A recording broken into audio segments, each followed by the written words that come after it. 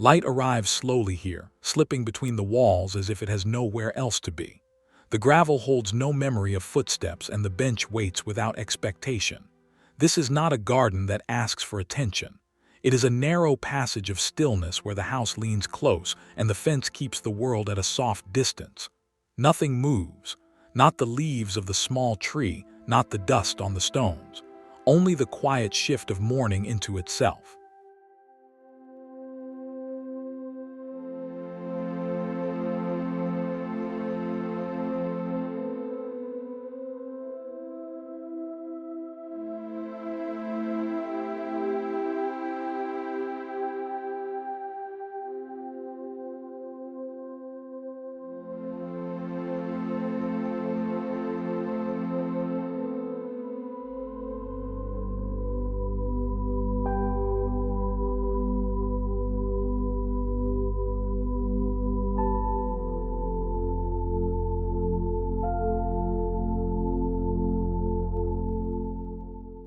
Water lies flat and untroubled in its narrow channel, reflecting the brick above as if the sky had fallen into the ground.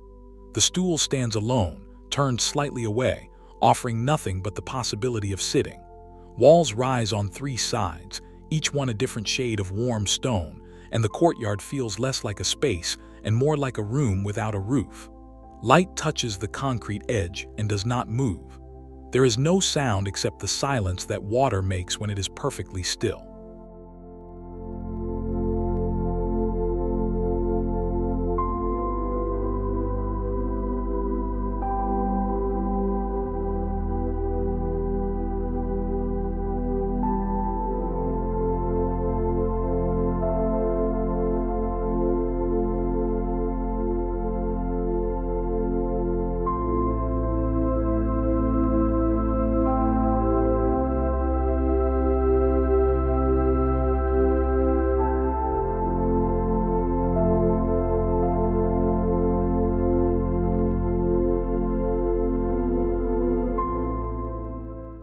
Moss has taken the path slowly, stone by stone, until the ground feels older than the house. The chair faces the wall, not the garden, as if waiting to watch water that no longer falls. Copper from the gutter bends light into a soft green haze, and the fence behind holds shadows that do not shift. This corridor of a garden breathes without wind, its air thick with the patience of things left undisturbed. The stepping stones lead nowhere except to the chair, and the chair leads nowhere at all.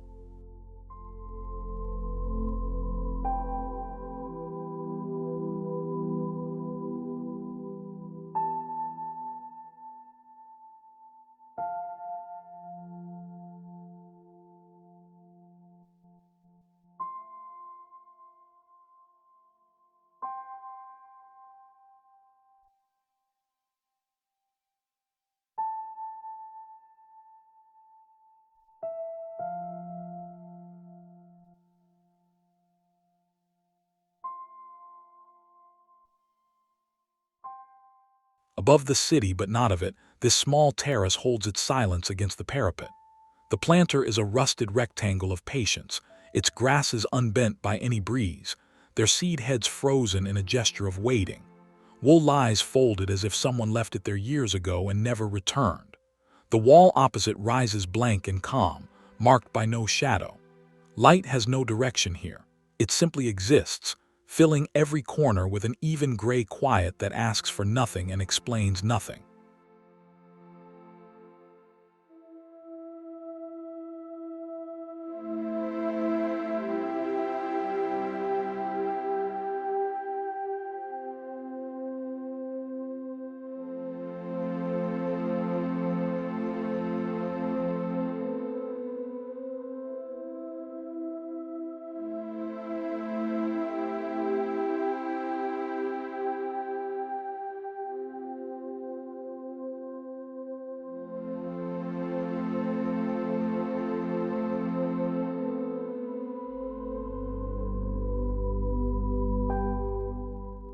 The screen casts lines across the bricks, and the lines do not tremble. Each brick on the path has settled into its neighbor with the finality of things that will never be moved again. The olive tree's pot holds no water on its rim, and the tree itself is a dark green shape that breathes so slowly it might as well be stone. Through the window, a room without a person. The bench in the corner is half hidden, as if the garden prefers its solitude to be discovered rather than announced.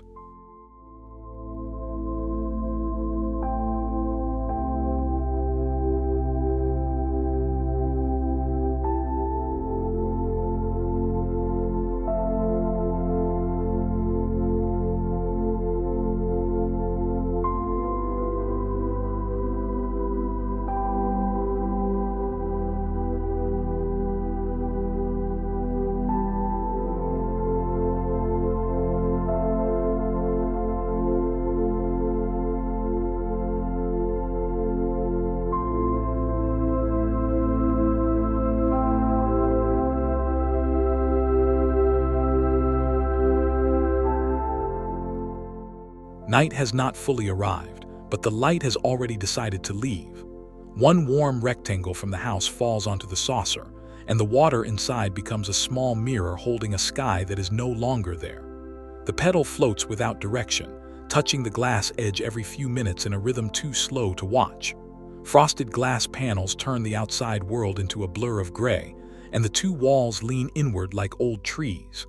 This courtyard is a room for one thing only: the sound of no sound.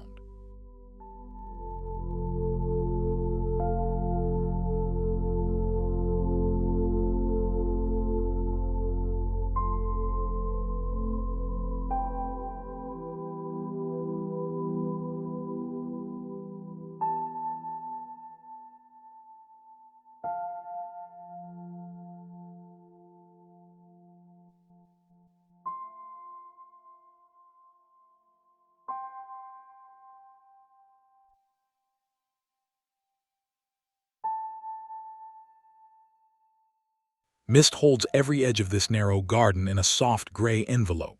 The water bowl does not move. Its surface is a disk of perfect stillness that reflects the locust branches above. Wood chips darken with damp, and the stones sit slightly uneven, as if placed by a hand that long ago forgot its own intention. The garage wall is blank and patient, and the tree trunk is a vertical line of quiet bark. Nothing here requires a second look. The first look is already too much.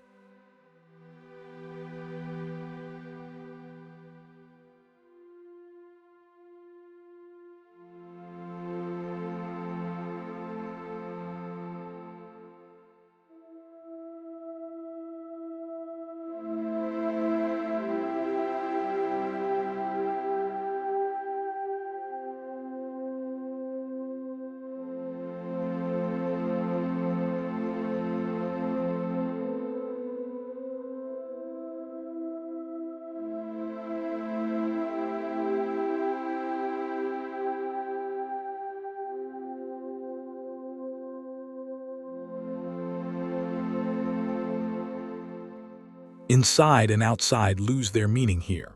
The glass roof holds the sun at arm's length, and the light that falls onto the gravel has no direction, no shadow, no temperature.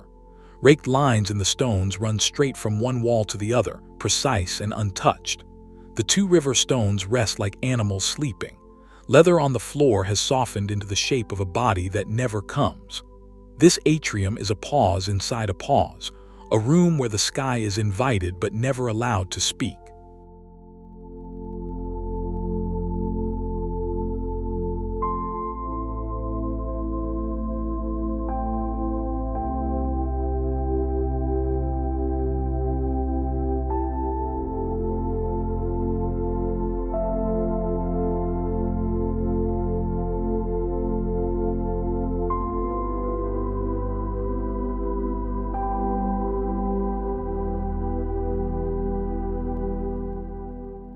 The light comes through a crack in the fence, a narrow blade that lands on the slate table and does not move. Ivy covers the brick in a dense green fur, and the corrugated metal wall rings with a low hum that is only the memory of wind. The concrete seat is cool and gray, its surface worn smooth by no one. A book could rest on the table, but it does not. A person could sit on the seat, but they are not. The garden waits in the space between the sun's blade and the wall's silence.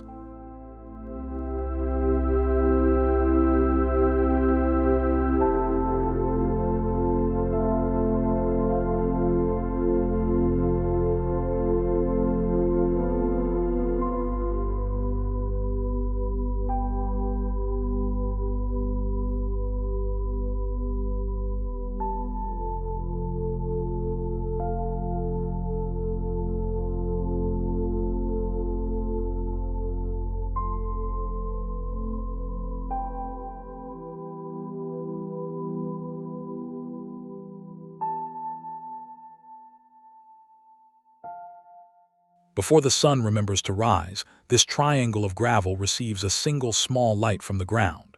The agave in its concrete container is a spiky silhouette, each leaf a dark line against the blue of the sky that is not yet sky. The house corner makes a perfect right angle, and the two fences complete the triangle with wood grain too dark to see. Nothing else exists here. No insect, no breeze, no shift of temperature. Only the light, the plant, and the waiting that fills every other space.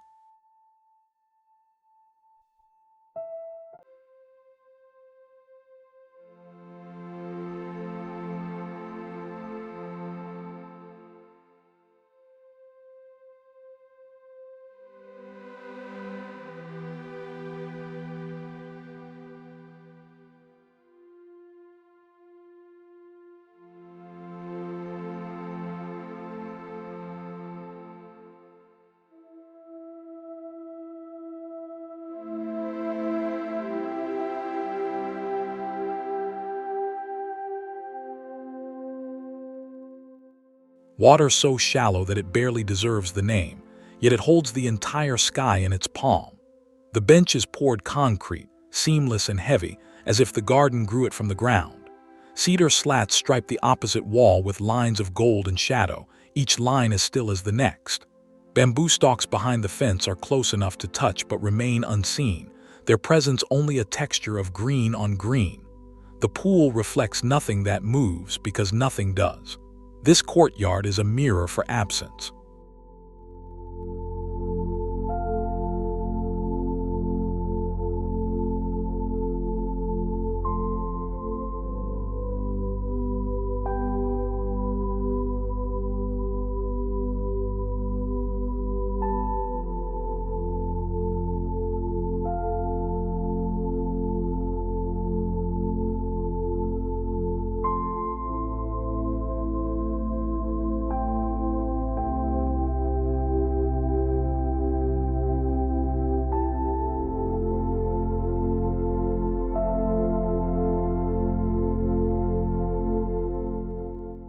The hammock sags under no weight, its ropes tied to hooks that will never strain.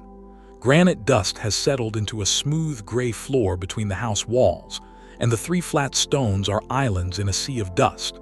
The hedge at the far end is a dark green wall so dense that light cannot find its way through. Above, the sky is a white lid pressing down on this narrow corridor of stillness. The hammock waits for a body that will not come, and the garden waits with it, patient and empty.